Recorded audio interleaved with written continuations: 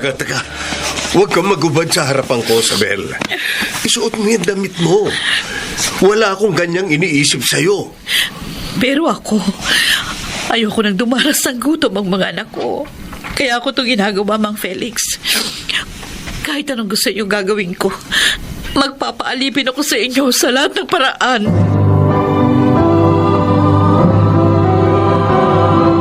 Handog ng DZRH ang tula sa kanyang panahon.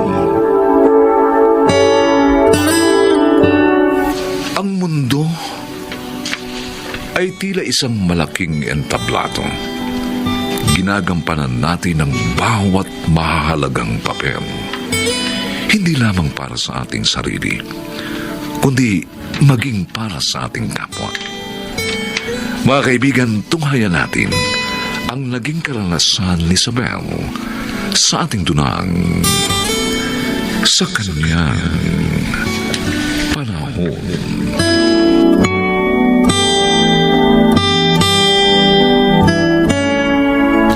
Yung babae! Dinakaw yung tinda ko isang balot ng tinapay! Abulin niyo!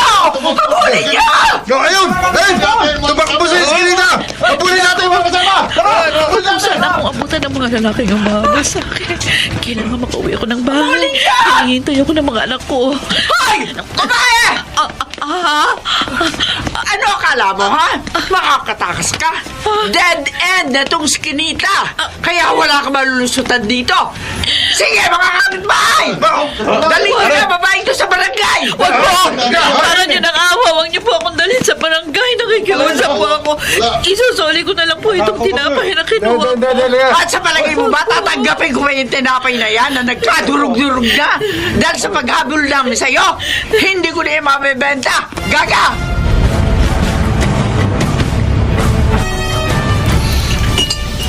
Kuya, ang tagal naman inay. Ang lamig na tong kape ko. Hindi na tuloy masarap isawsaw rito yung money na sinasabi niyang bibili niya eh. Basta tintayin na lang natin si inay. Maya-maya lang, nandito na siya. Dala-dala yung tinapay na binili niya. Gutom na kasi ako. Halos maghapon kasi hindi tayo kumain, di ba? Oo nga eh. Ako, tinutulog ko na lang din yung gutom ko eh. Kuya, sandali lang ha. Diyan ka lang. Oh, bakit bigla kang tumayo? Sa kalsada ko nilang abangan si Nay. Saka yung dala niyang tinapay. Ha?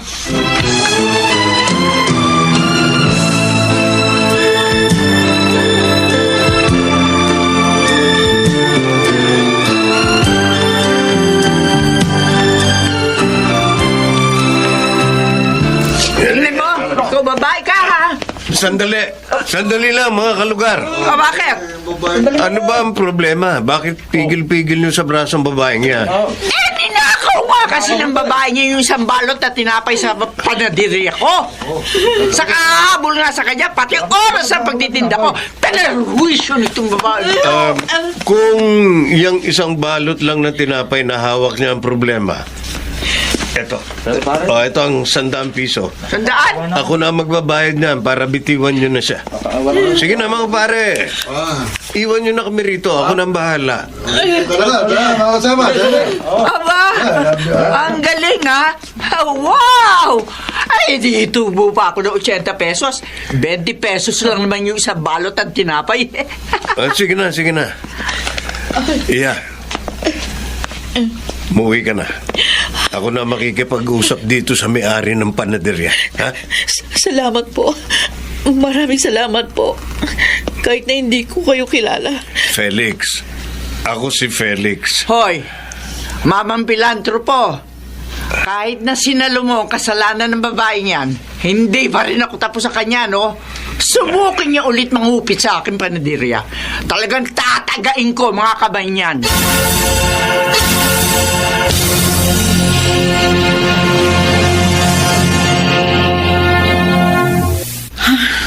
Wala eh.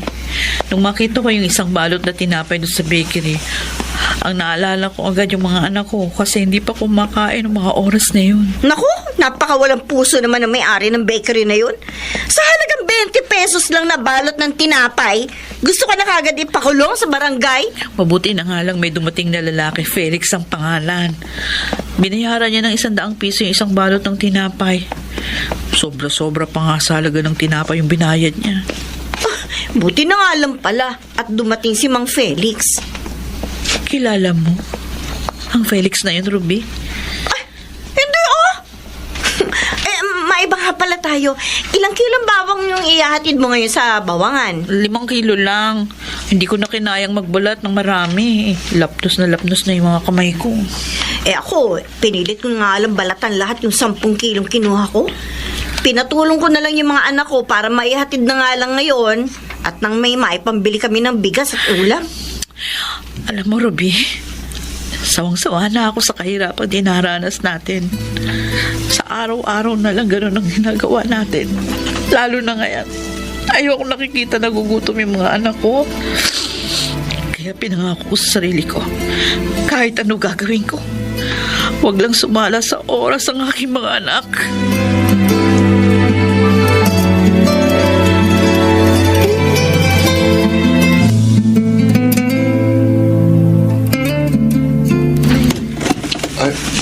Magandang araw po. Sino po sila? Ako si Mang Felix. Dinahalan ko kayo ng bigas at mga dilata. Nandyan ba nanay niyo? Naku, wala po si inay. Kumuha po kasi siya ng bawang na babalatan po sa bawangan. Sige. Banggitin niyo na lang sa kanya na nanggaling ako rito. Pati na mga pagkain yan. Sige po. Maraming salamat po sa mga bigay nyo, mga Felix. Ang dami-dami ng mga ito. Basta ang gusto ko, magpakabait kayo magkapatid. Lagi kayong magkasundo at magmahalan. Opo, lagi naman po kaming mabait ni Kuya. Higit sa lahat, palagi kayong magdarasal para sa kaligtasan natin sa mga sakit at sakuna at para sa kapayapaan ng mundo. Maliwanag ba, mga bata? Opo, Mang Felix.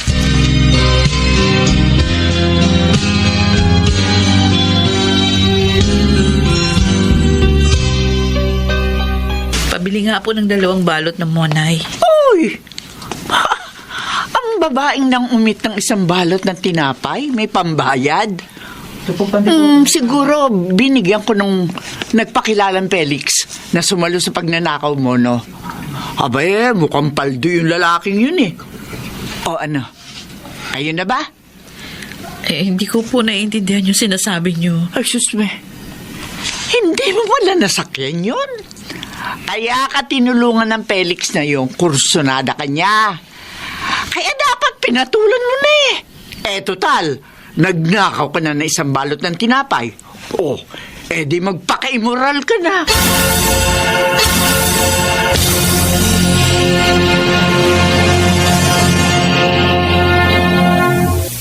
Kuya, paggabi na naman, pero hindi pa rin umuwi ang inay. Siguro gutom ka na, ano? Kaya hindi na naman maipintay ang mukha mo. Di ba nga, kapag tag-ulan, gutumin ako eh. Ang sabihin mo, nakikita mo kasi yung maraming dilata sa harapan mo. Kaya nang gigigil ka na naman na magbukas ng isa. Kasi kuya, may kanin lamig pa tayo sa kaldero. Magbubukas ako ng 1 corn beef ha. Oo, bahala ka. Basta't ako, hintayin ko makauwi si inay. Gusto ko kasi sa mainit na kaning iulam yung sardinas eh. Ano ka? Kakain ulit ako mamaya pag nagsaing si inay. Ulit? Oo.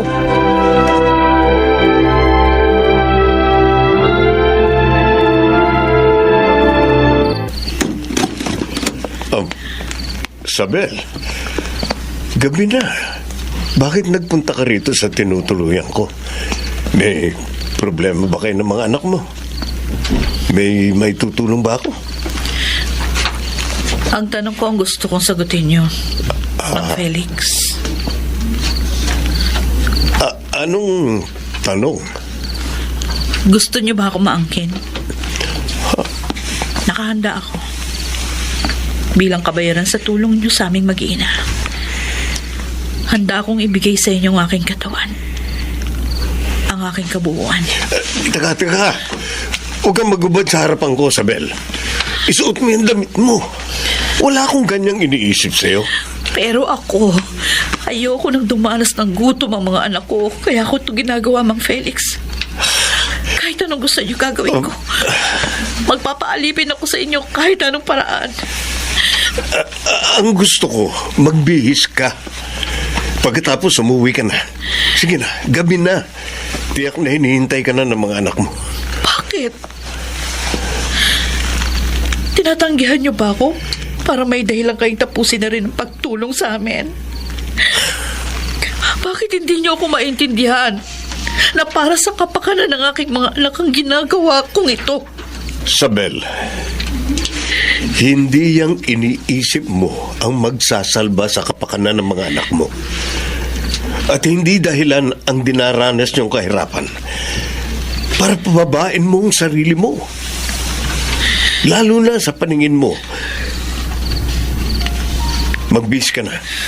Ayusin mo ang sarili mo. Umuwi ka na sa inyo, saka na tayo mag-usap pagkatapos nito. Hindi. Hindi ako aalis dito hanggat hindi mo ko inaangkin, Mang Felix. Hindi mo ba ako narinig? Ayoko sumala sa oras ng pagkain ng mga anak ko dahil natutulog ang aking puso kapag nakikita ko silang nagugutom. Hirap na ang kalooban ko kapag tinutulog lang nila ang kumakalam nilang sigmura at ang katotohanan yun. Yan ang lalong lumulunod sa akin sa depresyon.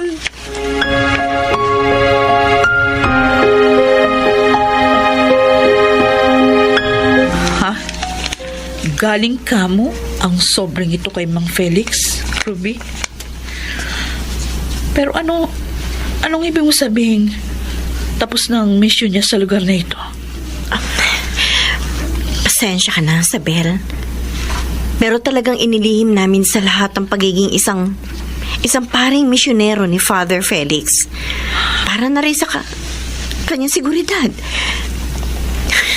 Ilang pari na din kasi ang pinatay dito sa squatters area dahil pinag-interesan ang dala nilang pera. Isang pare? Si Mang Felix? Oo. At alam mo ba, binigyan niya tayo pareho ng sobrang may lamang pera para ipampuhunan natin sa pwesto ng gulayan sa palengke. Na binayaran na pala niya ang upa sa loob ng 1 taon. Kaya, Isabel, hindi na tayo magbabalat ng bawang.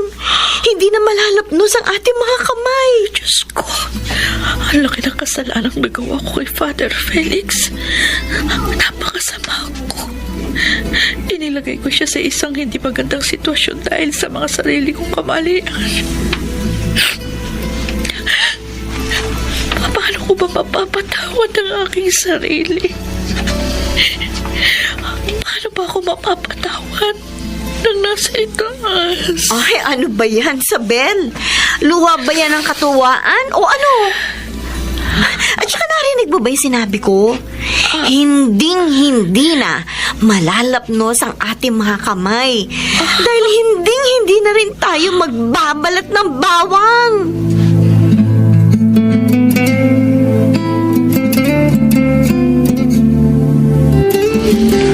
Oh, paano mga bata? Father? Alis na ako. Maaring matagalan bago tayo magkitang muli. Yung mga billing ko sa inyo, ha? Huwag niyong kalilimutan. Opo. Magiging mabuti po kaming tao. Gaya ng lagi niyong pinapangaral, Father Felix. Saka po, mabuhay rin po ng may layunin sa araw-araw, Father. Tamang lahat ng mga sinabi niyo. O siya, bumubusina na yung sasakyang naghihintay sa akin sa labasan. Alis na ako. Maraming salamat po. Ihatid na po Maraming namin salamat po. kayo. Tara, hatid natin si Father. Maraming salamat. At patawarin niyo po ako, Father. Tama kayo. dapat lagi namin tandaan. Napapatnubayan kami ng Diyos. Kung lagi namin siyang bibigyan ng pagkakataon. Isama namin siya sa paggawa ng mga pagpapasya. Maging sa aming mga dalamhati. Lalo na sa kahalagahan ng pagsusuri sa aming mga sarili.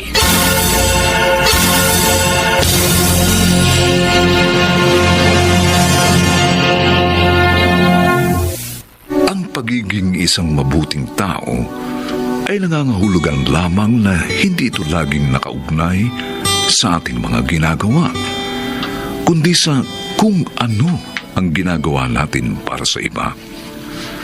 Nangangahulugan din ito ng pagtulong sa ating sarili, pagpapasya sa tunay na kahulugan ng isang taong mabuti sa kanyang panahon.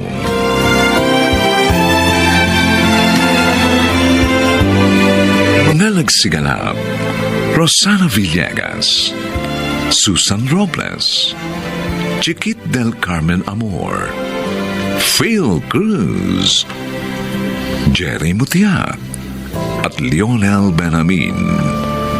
Special sound effects, Temyong Mutiat. Technical supervision, Bong Muyar at Eric Lucero. Musical scoring, Buboy Salonga.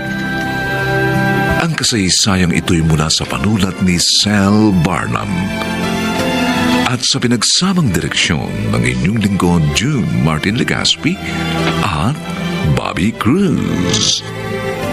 Sa kanyang panahon.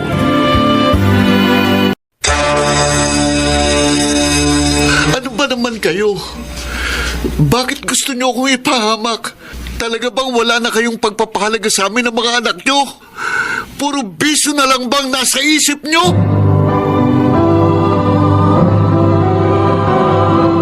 Handog ng DZRH ang tula sa kanyang panahon. Ang mga magulang ang dapat na umakay sa mga anak tungo sa matuwid na landas ng buhay. Ngunit paano kung siya ang naligaw? Paano na ang anak na sa kanya'y umaasa? Mga kaibigan, narito po ang naging karanasan ni Rico sa ating dunang sa kanyang panahon. Tay, ito pong perang kinita ko sa pagkakargador sa palengke. Yan, ganyan. Ibigay mo lahat sa akin para hindi ka na nasasaktan pa. Sana po, tirahan niyo kami ng pangkain, di ba, Roda? Opo, Tay. Oh, Kasi po gutom na po kasi isa ka pang ako gagay. eh. Ha? Kulang pa nga ito sa dami ng gustong bilhin ko ha? Magtitira pa ako para sa inyo? Kasi po, Tay, kaninang tanghali pa po ko, hindi ko makain. Gusto mo sampal? Ha? Roda, Gusto mo sampal? Roda, hayaan mo na kayo tayo yung pera. Mangungutang na lang ako sa tindahan ng pangkain natin. Yun. Mabuti pa itong kuya mo Marunong umintindi. Halika na, Roda. Umutang na tayo. Stoy. Oo. Sandali. Tay, Simula sa isang linggo, Roda, makinig ka. Magtatrabaho ka na doon sa kalendarya ni Aling Edad. Pero, Tay, paano po yung pag-aaral Bahala kang mag-ayos ng schedule mo. Basta magtatrabaho ka na. Para madagdagan naman yung nakukuha kong pera. At para hindi ka na rin humihingi ng pagkain sa akin. Tay, paano po kung mahirapan si Roda? Ano? Graduating pa lang siya ng high school. Kung hindi niya kaya, simple, huminto siya sa pag-aaral. Ang importante, kumita ka, tanga!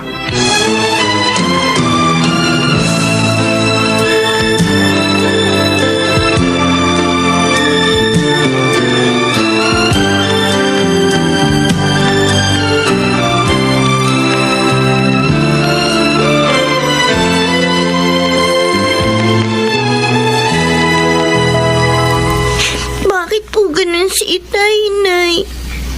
Mas gusto pa niya ako magtrabaho kaysa mag-aral. Oo nga po, Nay. Di ba dapat siya pong magbigay sa amin ng magandang kinabukasan? Huwag niyo nga pagsalita ng ganyan ng ama niyo. Rico, Rhoda, Nay, mga anak lang namin kayo. Dapat sumunod kayo sa gusto namin. kung ganun po pala, yun din ang gusto nyo. Oo. Para medyo lumuwag naman tayo. Kaya ikaw, Rhoda, Nay, huwag ka nang magreklamo. Dahil pag nainis ako masasaktan ka sa akin.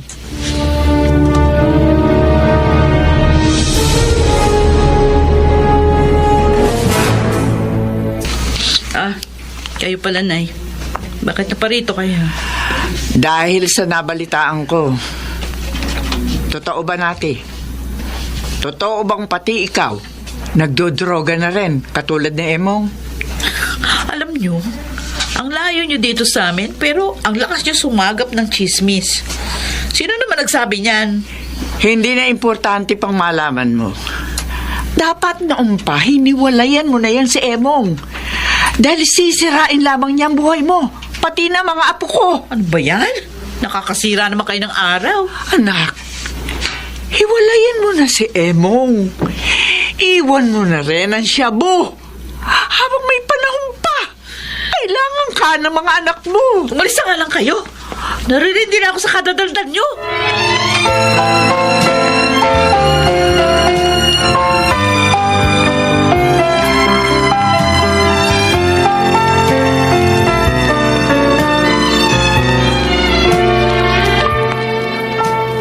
Hindi pala chismis ang nabalitaan ko. Nagda-drugs na rin si Inay tulad ni Itay. kaya pala inaayunan na rin niya si Itay sa mga gusto niya. At maaaring yun din ang dahilan. Kaya pinagtrabaho pa na rin niya para madagdagan yung perang pambisyo nila. Bakit ganun si Inay? Bakit gumaya pa siya kay Itay? Alam naman niyang masama yun. Paano na po kami ngayon, Lola Maming? Ngayong pareho nang naligaw ang mga magulang namin. Labis ako nalulungkot sa nangyari sa inyong ina. Dahil nagpadala siya sa tatay niyo. Pero sana magpakatatag kayo mga apo, ha? Sikapin niyo pa rin lumakad sa tamang landas ang buhay. Hingin niyo ang tulong ng Diyos upang gabayan niya kayo.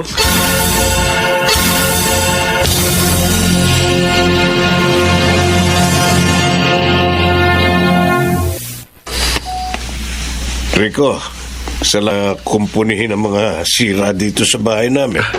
Ayos lang po yun, Mang Marco. Tapos na naman po ako sa trabaho ko sa palengke. Ikaw ba kontento na sa kita mo sa pagkakargador sa palengke?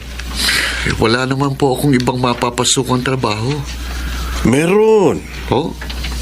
Bakit hindi ka mag-drive ng tricycle? Oo nga, no?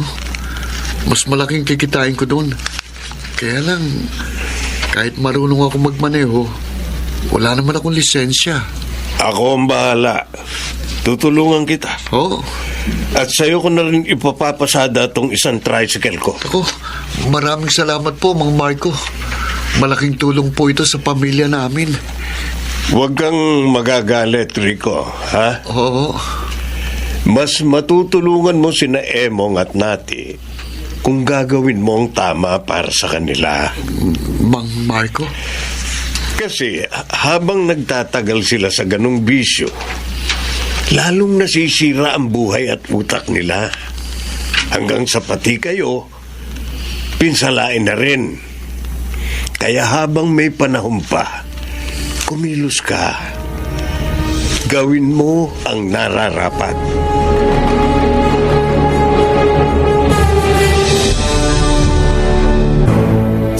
Ano ka mo? Namamasada ka na ng tricycle? Opo, Itay. Tinulungan po akong magkalisensya ni Mang Marco.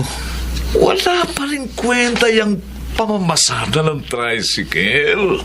Maliit lang ang kita dyan Mas maganda kung magiging tula ka na rin. Oh. Tulad ng anak nung isa naming katropa. Inay. Oh, Bakit nagulat ka? Maganda naman ang sinabi ng nanay mo. Kikita ka ng malaki roon. At baka yumaman pa tayo kung magiging matalin, ha? At mahusay dumiska. Bakit gusto?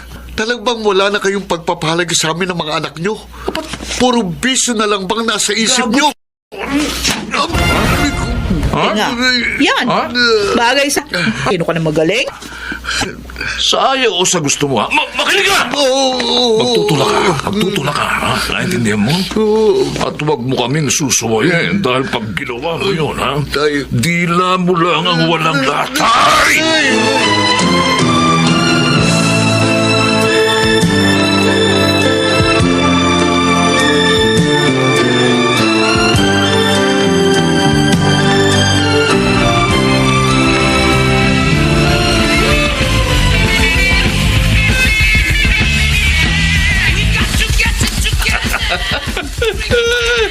Okay na okay talaga natin, ha? Ang saya-saya!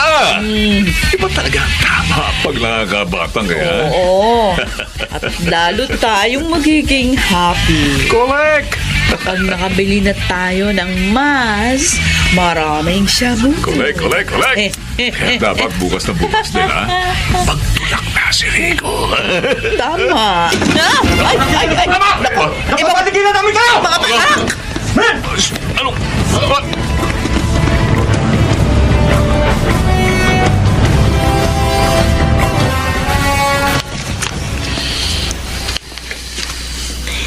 Lola, hinuli po ng mga pulis si Nainay habang gumagamit ng bawal na gamot. Nakarating din sa akin ang balita, Apo. Kaya nga nagpunta ako dito sa inyo. Pero mas mainam na yung nahuli sila ng buhay kaysa naman sa mapatay sila. Lola, huwag po sana kayong magagalit sa akin. Si Kuya po ang nagsuplong sa mga pulis. Kailangan ko pong gawin yun.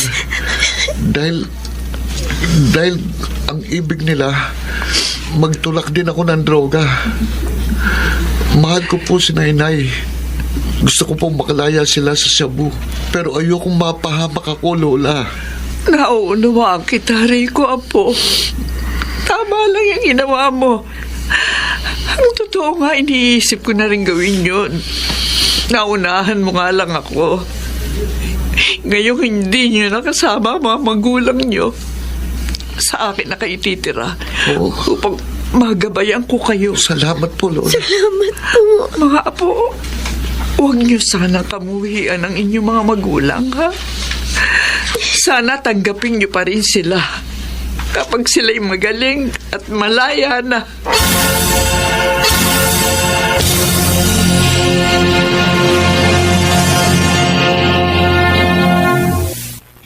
Tama ang sinabi ko, Kuya Rico. 3 kami ipinasok ng teacher namin sa kaibigan niyang nangangailangan ng caregiver. Mabuti naman, magagamit mo na ang tinapos mong kurso. Dahil may trabaho ka na. At mas makakaipon ka na ngayon, Kuya.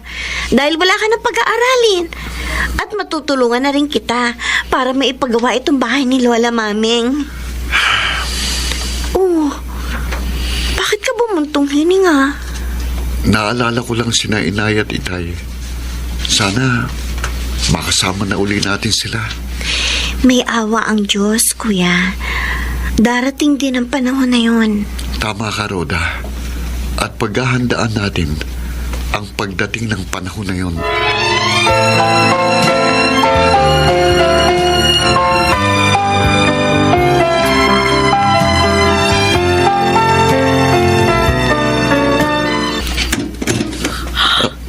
Rico, anak, Inay? ako nga. Malaya na ako sa batas at sa impluwensya ng bawal na gamot. Salamat po, Diyos ko. Ibinalik niyo na sa amin ang nanay namin. Kuya Rico? Kuya, sino Inay! Rhoda, anak ko. Ang tagal po namin hinintay na makasama kayo uli, Nay. Alam niyo po, may maayos na akong trabaho. Caregiver na po ako. At si Kuya naman, may 3 ng tricycle.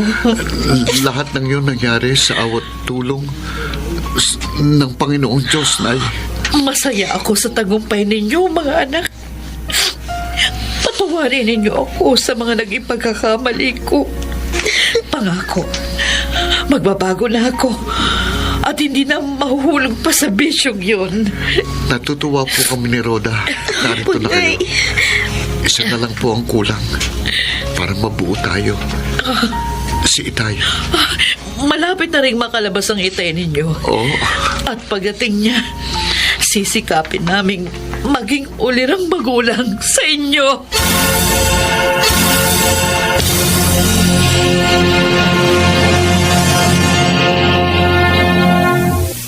Binibigyan ng Diyos ng katuparan ang pangarap ng mabuting anak sa kanyang panahon.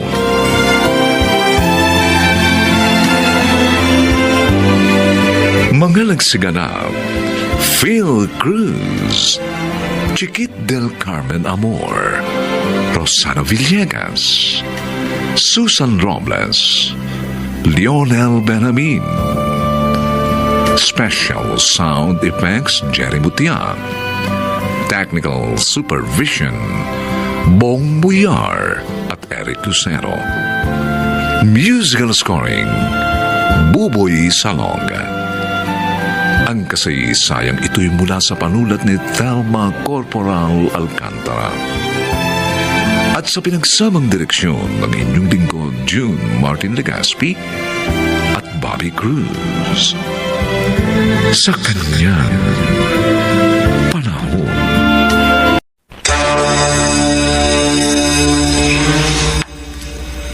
Bakit ginawa mo pa rin? Bakit? Sa palagay po ba nyo, Tay? May batang lalaki rito sa teritoryo nyo na hindi magiging gumon sa bisyo. Kayo ang pangunahing halimbawa ng sinasabi ko. Tay, kung mauulit man sa akin ang kasaysayan nyo, mapipigil ko ba ang kapalaran ko sa mga talamak na bisyo na kapaligid sa lugar na ito?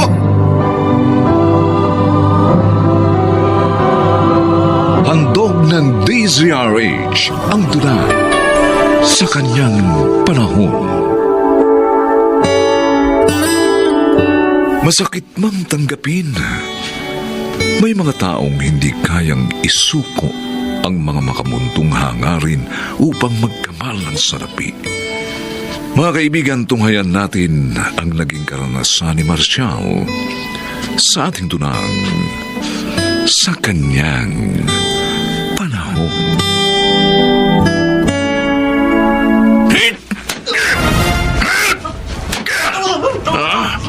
Ayaw mong magbayad ng kuryente, ha? Yan ang bagay sa ito po. Ha? Ha? Ha? Ha? Ano? Ha? Gido, Magbabayad ka? O hindi? Ha? tama na yan. Tiyak magtatanda na yan. Putulin mo na lang yung koneksyon niya sa kuryente para di na siya makagamit pa. Pati na yung mga paupahan niya. Yes, boss. Tara na. Mangongolekta pa tayo ng lagay sa saklaan, saka sa video karera. Alata ng ugok na yun ay makalulusot siya sa atin sa kagaguhan niya.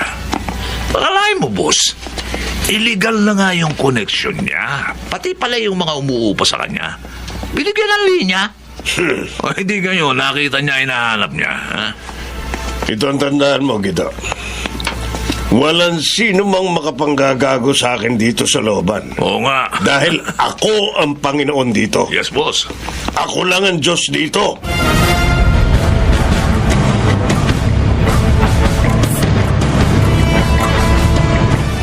Gaya nga ng palagi kong sinasabi sa inyong magkapatid, huwag na huwag kayong magtatanim ng sama ng loob, lalo na ng galit sa tatay nyo. Pagbalibaligtarin man ang mundo, siya pa rin ang inyong ama. Sana lang po, huwag naman kaming masyadong paghigpitan ni tatay. Sasakal na ho kami sa mga patakaran niya eh. Pati po sa pakikipagkaibigan, siya ba ang dapat masunod, Nay? Kapag hindi niya gusto yung taong kausap ko sa labas, pinagsasalitaan niya ng masasakit at pinapahiya niya to. Ang mahalaga, Hindi nagkukulang sa kanyang obligasyon sa atin ng tatay nyo. Kumakain tayo ng 3 beses isang araw. Nakakapag-aral kayo ng maayos na magandang eskwelahan. Pero hindi lang po yan ang sukatan ng pagiging isang mabuting halimbawa. Gaya ng palagi po yung sinasabi sa amin ni Lily. Dahil kabaligtaran po ng pagpapakain niya sa atin ng maayos. Yung galit naman sa kanya ng mga tagalooban dahil sa illegal niyang mga gawain.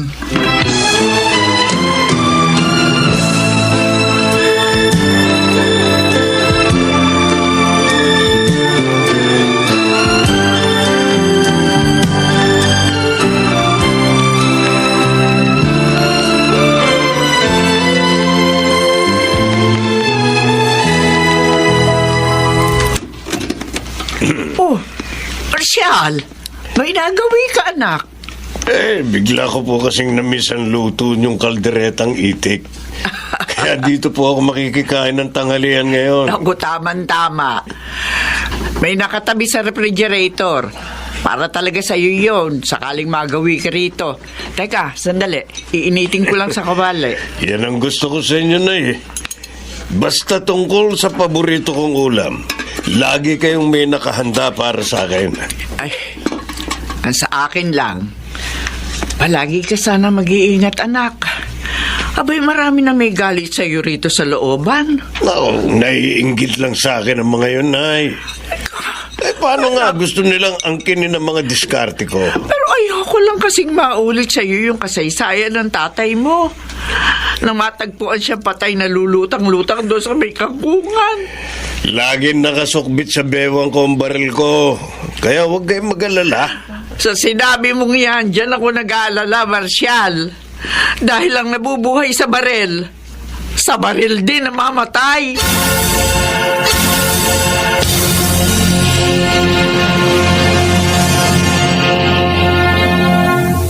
Talagang yung pera sa droga ang malakas ang akyat, no, Gido? Dumami nga kasi mga customer ng mga bata natin, boss. Ay, siya nga pala, boss. May pinahatid sa'yo si chairman. Ano? Gusto niyang pumorsyento sa mga diskarte ko? Sabi pa niya, boss, pabata raw ng pabata ang mga naglalaro sa mga pasugala natin, Manghihingi lang siya ng lagay. Ang dami pa niyang pinupuna. Sige. Ibigay mo sa kanya yung kalahati ng pera sa saklaan. Pero sabihin mo sa kanya, hanggang sa saklaan lang siya may parte. Hindi na niya pwedeng pakialaman ng iba ko pang diskarte.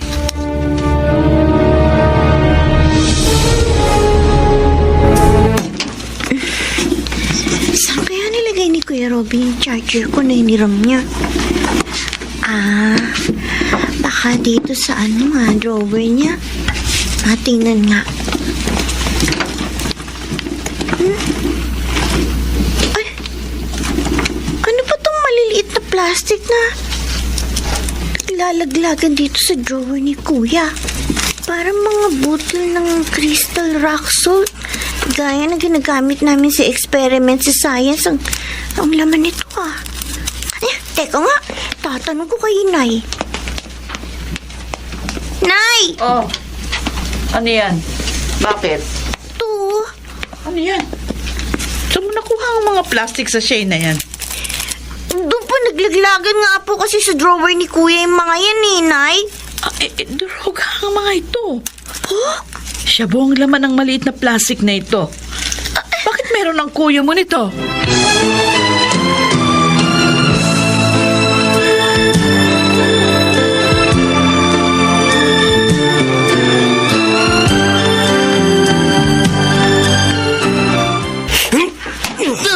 Hayop ka? Ang sabi ko sa'yo, ang droga ang pakaiwasan mo sa lahat ng bisyo. Pero hindi mo ako pinakinggan. Sinuoy mo ako. Tay, tama na po. Tama na po, tay. Tay, patawarin Tardo ako, ka? tay. Tay. Bakit? Kulang pa ba ang perang binibigay ko sa'yo? Para pangasan mo ang paggamit at pagbebenta ng droga? Hindi po, tay. Hindi po. Kung ganun, bakit mo pa rin ginawa? Bakit? Sa palagay po ba nyo, tay? May batang lalaki rito sa teritoryo nyo na hindi magiging gumon sa bisyo. Kayong pangunahing halimbawa ng sinasabi ko, Tay.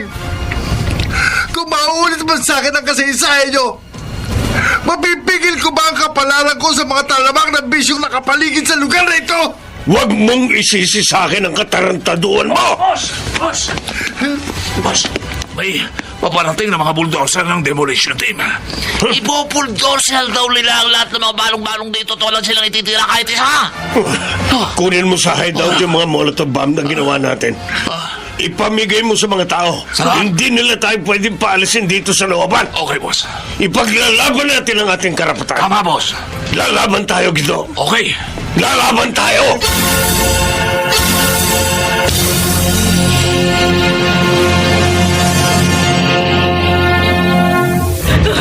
Hindi! Hindi, Marshal. Hindi ako aalis dito sa gitna ng demolisyon. Hanggat hindi ka sumasama sa amin ng mga anak mo na umalis dito sa looban. Tama asawa mo, anak. Tara na. Lumabas na tayo rito. Habang lumilipas sa mga oras, delikado nang manatili pa sa lugar na ito. Nay, pati pa naman kayo. Marshal, parang awa mo na. Makinig ka sa amin ni Elena. Hindi niyo ako nauunawaan eh. Nandito sa looban ng buhay ko, ang kabuhayan ko, ang lahat-lahat. Hindi rito natatapos sa looban ang iyong mga layunin para sa amin ng iyong mga anak, Marshal. Pero kailangan mong tanggapin na ang demolisyong ito ang hudyat para sa iyong pagbabagong buhay. Para sa ating pagbabagong buhay.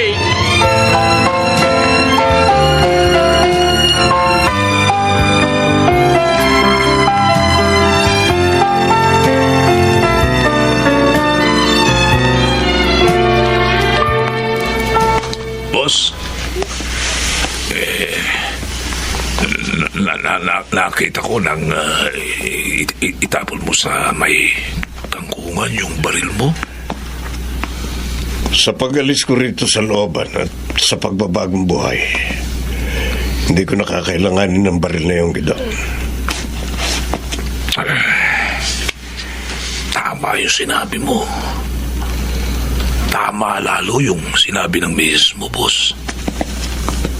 Ang katatapos lang na demolisyon ng magpapalaya sa atin sa masalimuot na buhay rito sa looban. Noon, maraming beses na rin pumasok sa isip ko na talikuran ng lahat. Pero kung bakit hindi ko magawa? Boss, ang totoo niyan, kaya kita hinanap pagkatapos ng demolisyon. Para magpaalam na rin sa'yo, boss. Babalik na kasi ako sa Leyte. Bala ko, mangisda na lang doon kasama lang mga kapatid ko, boss. Tama ang desisyon mong yan. Sige na. Umalis ka na. Boss, Ilan sandali na lang darating na mga pulis na susundo sa akin dito. bakit? Bakit, boss? Hindi ko maintindihan yung sinasabi mo. Marami akong dapat panagutan sa batas. At tanging ang pagsuko sa mga otoridad ang makapagbibigay sa akin ng kapanatagan ng isip. Sige na. Nandyan sila. Umalis ka na. Boss, salamat ha. Mag-iingat kayo palagi ng pamilya mo. Ikaw rin, Guido. Lagi ka rin mag-ingat.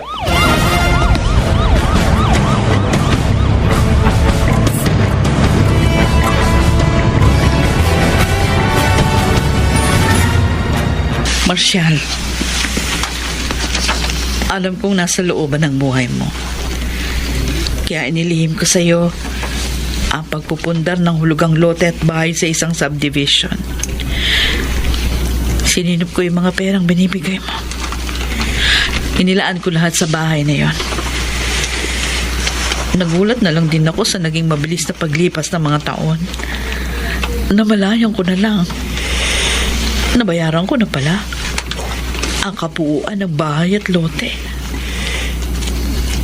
Ngayon ko napatunayan na napakapalad ko na ikaw ang nakatuwang ko sa buhay, Elena. Dahil sa'yo, hindi ako natatakot na harapin ang pagbabago. Kasama si inay at ang mga bata. Sa bagong lugar na yon, doon tayo muli magsisimula ng masasaya at mga bagong yugto ng ating buhay, Marcial. Kahit gaano pa katagal, hihintayin namin ang iyong paglaya. Namulat na ako na hindi nga dapat pang maulit sa akin ang kasaysayan ng aking ama. Ang kasaysayan ko kay Robin. Pinagsisisihan ko ang aking mga pagkakamali. Alam ko, hindi mawawala ang mga hadlang sa nais kong pagbabagong buhay. Pero hindi ako susuko. Paulit-ulit man akong subukin ng tadhana.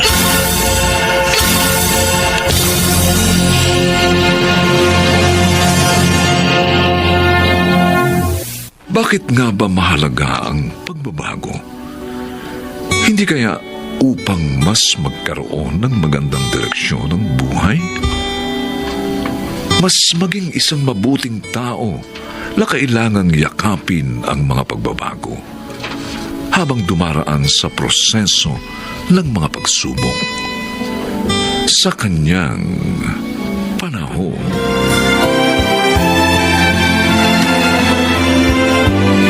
Mga nagsiganap, Lionel Benjamin, Rosana Villegas, Susan Robles, at Chiquit del Carmen Amor. Special Sound Effects, Jerry Mutia. Technical Supervision, Bong Muyar at Eric Lucero. Musical Scoring, Buboy Salonga. Ang kasaysayang ito ay mula sa panulat ni Sel Barlam at sa pinagsamang direksyon ng inyong lingkod June Martin Legaspi at Bobby Cruz. Sa kanyang panahon.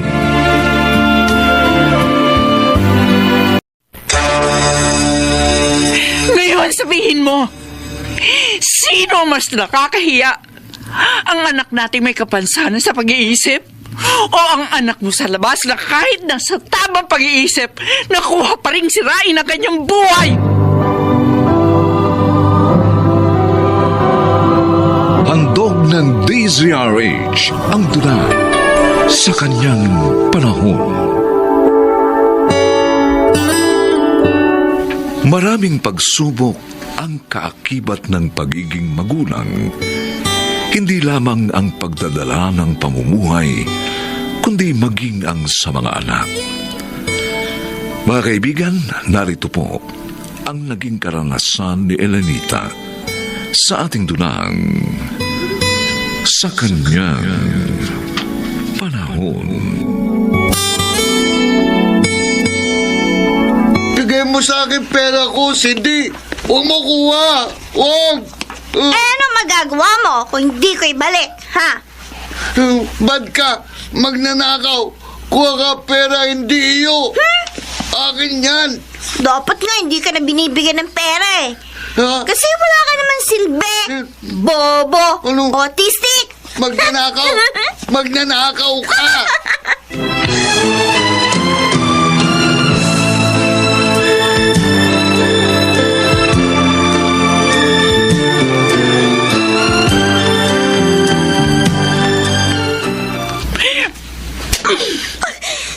Mami, ba't niyo ko sinampal? Dahil hindi tama ang ginawa mo sa kuya mo. Kinuha mo na nga yung pera niya. Nilait mo pa. Nagsumbong pala sa inyo ang autistic na yon. Kaya ko naman nagawa yun dahil siya na ako nang kumuha ng pera sa akin eh. Sinungaling ko. Mami! Talaga. Lagi niyo na lang siya pinagtatanggol kahit mali naman siya? Para sabihin ko sa'yo, hindi siya nagsumbong. Nakita ko at narinig ko lahat at ginawa at sinabi mo. Bakit ka ba ganyan sa kapatid mo? Mami, Bakit ikaw pang unang umaapi sa kanya? Ang dapat nga maawa ka sa kanya, mahalin mo siya dahil may kapansanan siya. wala akong kapatid na tulad niya, Mami. Ikinahiya ko siya!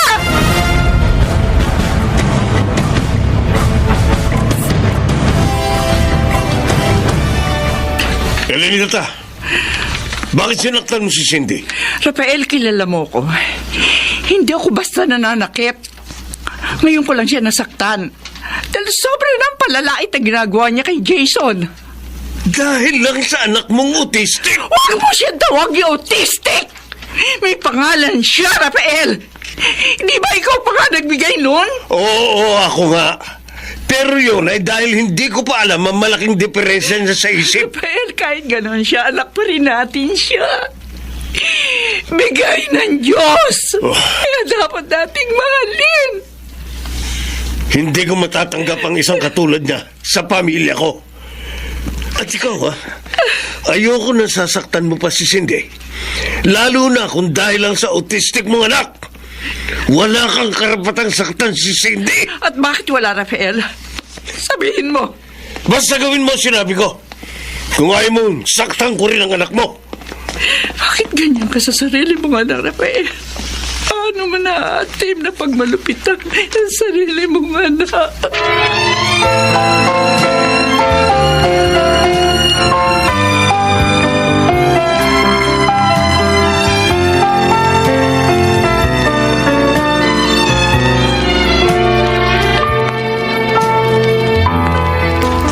Mami!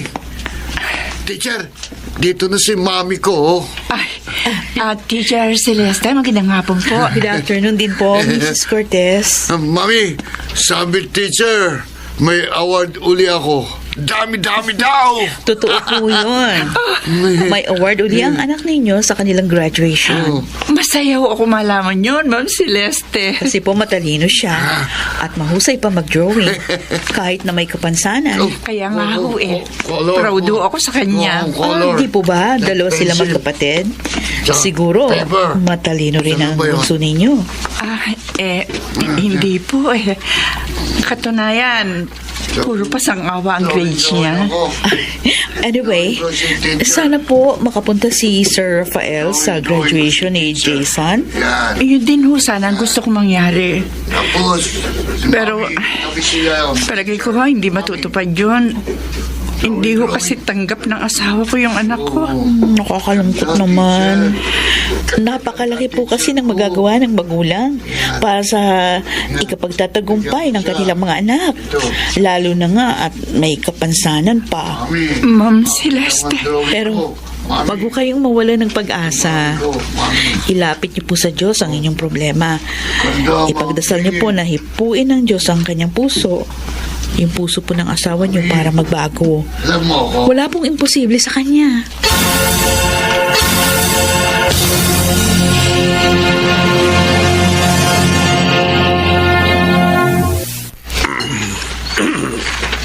Preng Rafael. Marami ka na nainom Ba, hindi ka na makauwi yan. Ikaw rin naman, lasing na. Ay, walang problema. Narito naman ako sa bahay ko ikaw, mamaneho ka pa para makauwi. Alalay na. Madisgrasya ka. Ha? Pare, pwede kayang dito na ako matulog ngayong gabi. Ha? Bakit, pre? Ayokong makita ang pagsasaya ni na Elenita sa bahay. Dahil sa graduation ni Jason. Graduation? Pinag-aaral din pala niyo, inutil na yun, ha? Siya lang ang may gusto noon, Roger. Ako. Wala rin naman silbi yun eh. Hindi rin niya magagamit. Oo nga. Madalas nga natin pag-usapan yun eh. Pabigat nga lang sa inyo yung batang yun eh. Alam mo, pre, kung akong nagkaanak ng ganon, autistic, Oo. lako, malamang, tulad mo rin ako, baka mas masahol pa. Sige, pare, dito ka na matulog, ha? Oo, eh. Bukas pa naman ang uwi ng misis ko at ng anak namin, eh.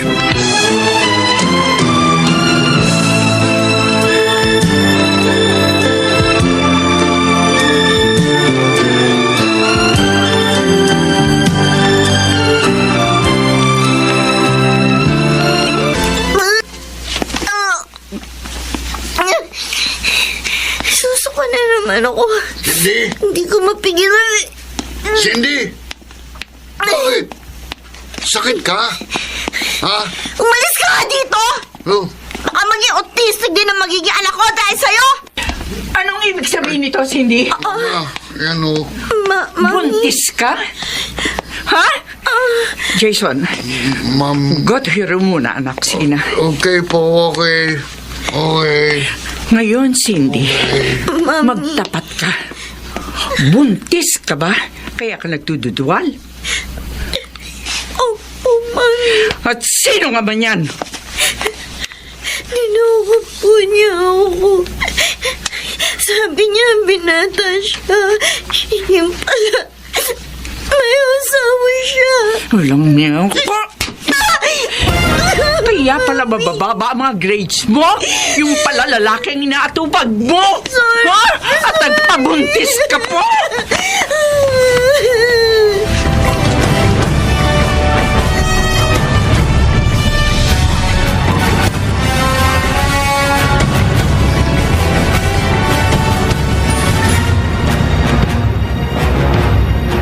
Bakit sinaktan mo na naman si Cindy? Dahil nagalit ako sa ginawa niya. Hindi ba sabi ko wag mo na siyang sasaktan uli? Ang hirap sa'yo. Kinukonsinti mo si Cindy sa mga mali niyang gawa. Kaya siya lumaking suwail, malayaw. Kaya yon, naloko ng isang lalaki may asawa at nabuntis. Nagulat ka? Ha? Nagulat ka? Bakit? Dahil ang sinabi lang ni Cindy, sinampal ko siya? Elenita. Buntis siya, Rafael. At hindi pwedeng pakasalan ng lalaki dahil may asawa yon. Hindi. Ngayon, sabihin mo, sino mas nakakahiya? Ang anak nating may kapansanan sa pag-iisip o ang anak mo sa labas na kahit nasa tamang pag-iisip nakuha pang sirain ang kanyang buhay? Elenita. Alam mo, minahal ko't itinuring na tunay kong anak si Cindy. Kahit bunga siya na pagkakamali mo. Pero ikaw, Rafael, nasaan ang puso mo? Bakit hindi mo magawang tanggapin at mahalin ang tunay nating anak?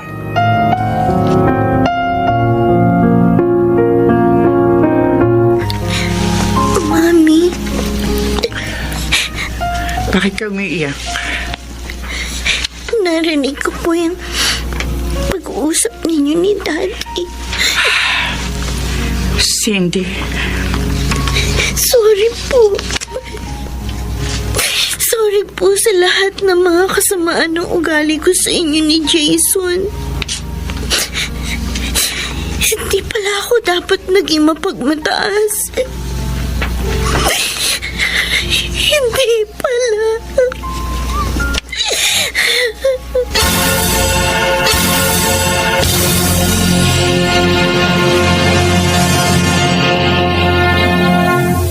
Ay, tapos na drawing ko.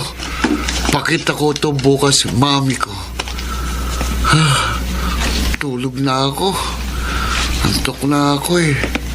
Pero, uwaw ako. Inom muna ako tubig. Punta ako dun sa may rep. Step! No. Step! No. Ay, ano yun? May tao? Magnanakaw! Magnanakaw! Mami! Tumahimik ka. No! Walang gana ka. Sinaksak mo siya. May baril siya.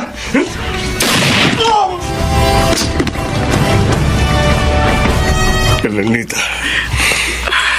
Kumusta na si Jason? ligtas Ligtas na siya sa kamatayan. Salamat sa Diyos. Iniligtas mo ang anak namin. Bigyan mo po ako ng pagkakataong makabawi sa kanya. Rafael,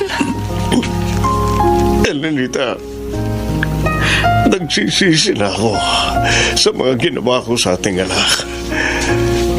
Kanina, matapos kong sampahan ng kasong magnanakaw na yun na narito rin sa ospital, hiniling ko sa Diyos na iligtas niya si Jason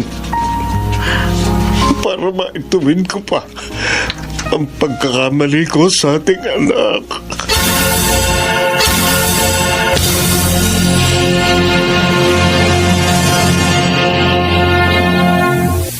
Ang anak ay biyaya ng Diyos sa magkabihag. Maging siya ay may kapansanan. Kaya naman siya'y dapat na mahalin at ingatan upang siya ay huwag bawiin sa kanyang panahon. Mga nagsiganap: Susan Robles, Lionel Benamig, Phil Cruz, Chiquit del Carmen Amor, at Rosana Villegas. Special sound effects, Jerry Mutia. Technical supervision, Bong Muyar at Eric Lucero. Musical scoring, Buboy Salonga. Ang kasaysayang ito ay mula sa panulat ni Telma Corporal Alcantara at sa pinagsamang direksyon ng inyong lingkod June Martin Legaspi at Bobby Cruz. Sa kanyang panahon. Opo, Inay. Kasama ka po si Alfie. Alfie, ang nanay ko, si Nanay Rodora. Inay, si Alfie po. Oh, ikaw? Alfonso? Rodora. Sandali. Magkakilala ba kayo?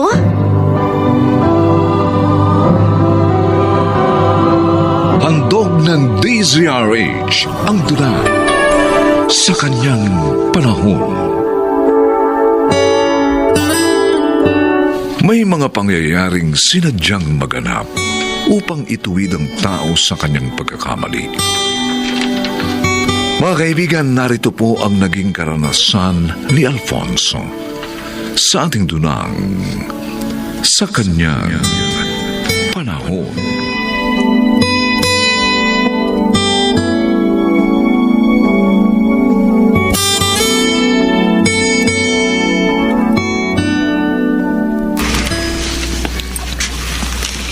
Maraming salamat sa mga tulong mo, Alfie. Kung hindi dahil sa'yo, baka namatay na si Inay.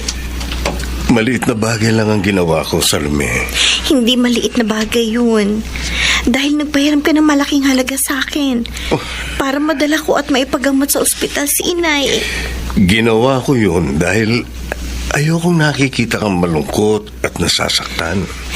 Maraming salamat uli. Kaya lang kung pwede sana, huhulugan ko na lang ang nahiram ko.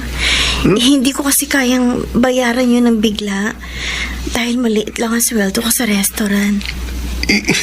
Hindi ko pinababayaran sa iyo yun. Tulong ko yun sa iyo dahil mahal kita. Pero, Alfie... At handa kong tulungan ang sino mang mahalaga sa iyo.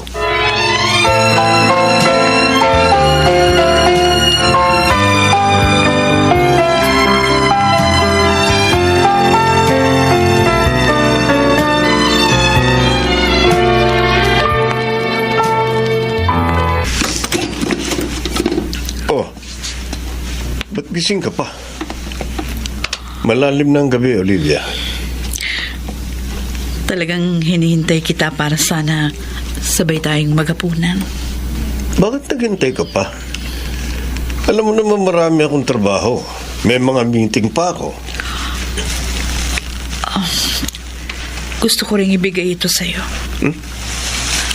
Regalo? Ano okasyon? Nakalimutan mo na nga. 19th wedding anniversary natin ngayon. Oo nga pala. Pasensya ka na. Nakalimutan ko. Dami ko kasing trabaho eh. Don't worry. Tomorrow kakain tayo sa labas. Hindi naman mahalaga sa akin ang pagkain sa mamahaling restaurant. Kahit ng ang mga material na bagay. Ang gusto ko lang, huwag akong mawala sa puso mo.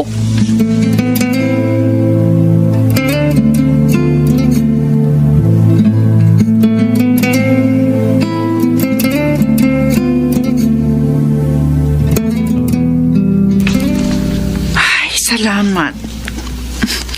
Nakauwi rin tayo dito sa bahay. Namiss ko itong bahay natin, anak. Gusto niyo na po bang magbihis, Nay? Tutulungan ko na po kayo.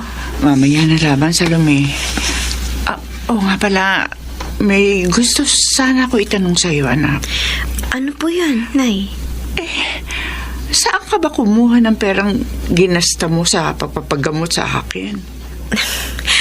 Nay, wala po akong ginawang masama. Saan mo nga yung kinuha? Inutang ko po yun. Inutang? Sino nagpautang sa'yo ng ganong kalaking halaga? Isa ko pong manliligaw. Si Alfie. Ang dami naman niyang pera. Manager po siya sa isang kumpanya. May kaya sa buhay. At gwapo.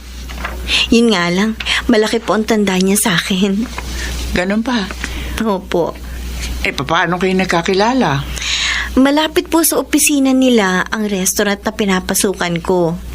Minsan po, kumain sila doon. At yun, doon po kami nagkakilala. Salamat naman. At hindi ka gumawa ng masama. Sinusunod ko po ang mga pangaral niyo sa akin, Inay. Sana naman, anak, makilala ko rin yung maliligaw mong yon.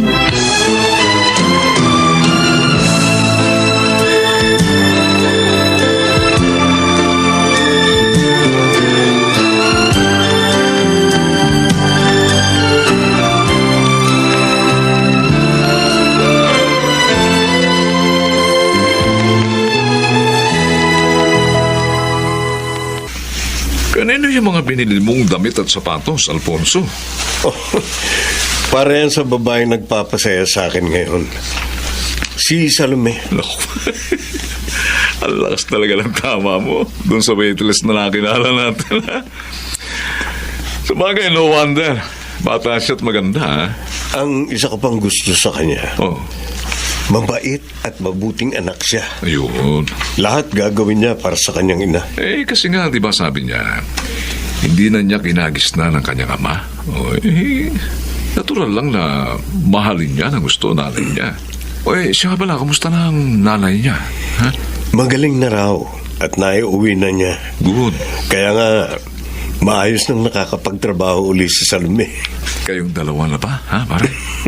Hindi pa, Leoncio. Oh. Pero naniniwala ako na sasagutin niya ako. Pero teka. Paano si Olivia? Naku, tiyak na masasaktan yun. Pag nalaman niyang niloko mo na naman siya, pare. Mag-iingat ako, pare. Nang hindi niya malaman ng tungkol kay Salome. Pwede pa yun. Alam mo namang may pakpak ang balita. May tenga ang lupa. Huwag mo sanang kalilimutan yan.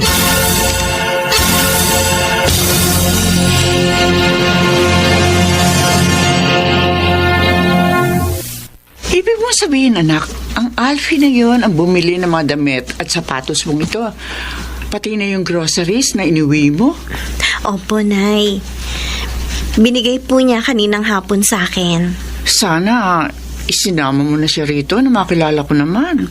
Talaga sasama po siya. Kaso, bigla siya nagkaroon ng meeting.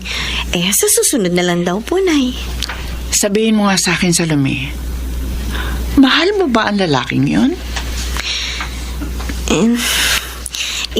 Hindi ko maintindihan yung nararamdaman ko eh. Para sa kanya, Nay. Kasi anak, gumagasto siya sa'yo. Baka umasa siya tapos mabibigo lang. Kawawa naman siya. bakit ba hindi mo ikaw mo maintindihan yung nararamdaman mo para sa kanya?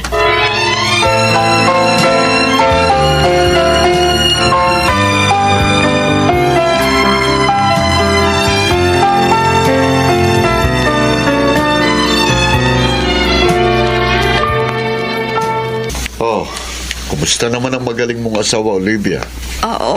Okay naman siya, kuya. Totoo? Hindi na siya nang bababay? Hindi na inuumaga ng uwi? Wala na ako nababalita ang babae niya. At hindi na rin siya ginagabi ng uwi. Ewan ko. Pero parang hindi ko yata mapaniwalaan yun. Bakit naman? Dahil maraming beses ka niloko. Sinaktan ng damdamin mo. At isa pa, bakit ngayon? Gabi na, wala pa rin siya. Kasi nagpasama sa kanya yung kaibigan niyang si Leoncio. Sana nga'y totoong sinasabi mo. Dahil kapag niloko ka pa niya, baka mapatay ko na siya. Kuya, hindi niya na ako niloloko. Maniwala ka. Bakit nga ba? Wala ka pa hanggang ngayon, Alfonso. Nasaan ka?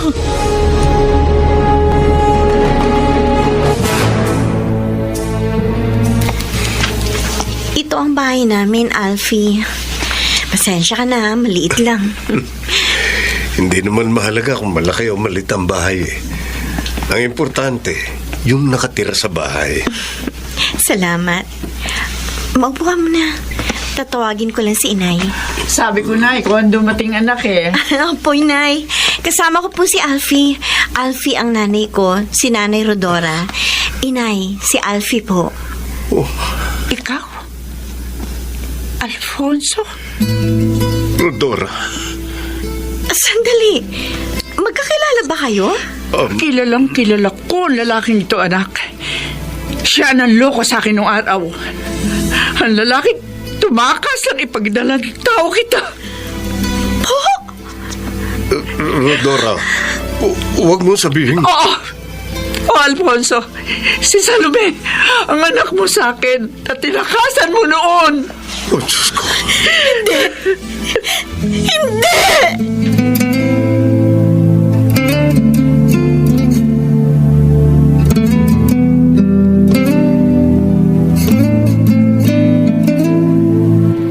Yun pala nangyari, kaya ka napasugod dito, pre. Wala kasi akong mapagsabihan sa nangyari kanina sa bahay ni Salome. Alam mo pare, para akong sinampal ng malakas kanina. Napahiya ako ng gusto. Nakunuha kita, pre. Isipin mo, anak mo ang niligawan mo. Ay, nako. Mabuti na lang pala at hindi ka pa niya sinasagot. Ang sabi ni Salome kanina, kaya pala hindi raw siya mapakalit, hindi niya maunawaan ang nararamdaman niya para sa akin. Malapit ako sa loob niya pero hindi para maging nobyo niya. Kaya raw pala ganun dahil tatay niya ako. Tinanggap ka ba naman nila? Umalis ng bahay si Salome at nang lumabas siya, umalis na rin ako. Dahil parang hindi ko alam ang sasabihin ko kay Rodora. Pare, hindi kaya niloob ng Diyos na mangyari ang lahat? Para mapunan mo ang iyong pagkukulang sa iyong anak. Paano ko gagawin yun?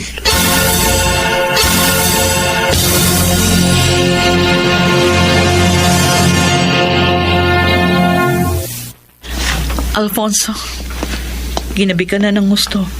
Bakit? Late na bang natapos ang meeting niyo? Wala kaming meeting, Olivia. Ha?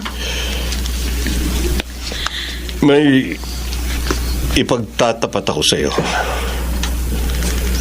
Sana mapatawad at maunawaan mo ko. May ibang babae na naman. Oo. Babae nga ang dahilan. Kaya ako madalas gabihin ang uwi. Pero hindi ibang babae. Anong ibig mong sabihin? Anak ko siya. Ano? Alfonso? Anak ko nung teenager pa ako. Sa isang babaeng tinakasan ko. At ngayong nakita at nakilala ko na siya. Gusto ko sana ituwid ang aking pagkukulang sa aking anak. Sana pumayag ka.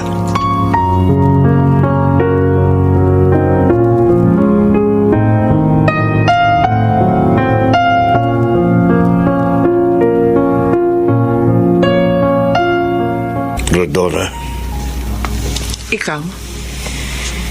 Bakit ka na pa rito?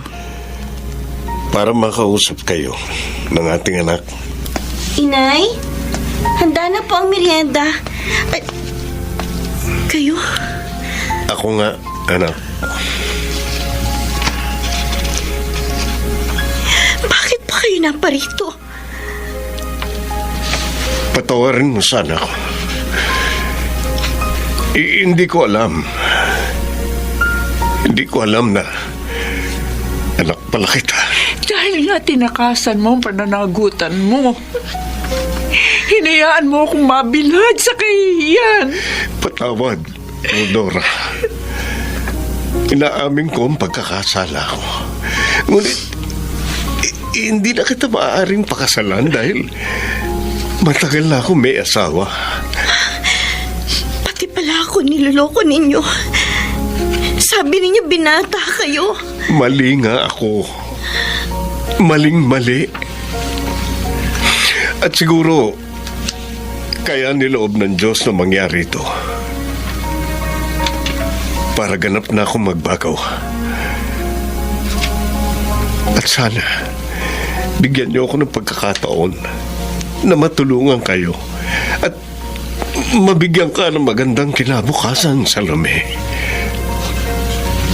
Sa ganitong paraan man lang, makabawi ako sa aking pagkakasala.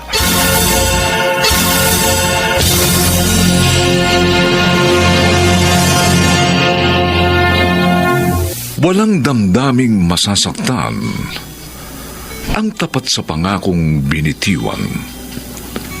Buhay niya'y magiging payapa at matitigib ng tuwa sa kanyang panahon.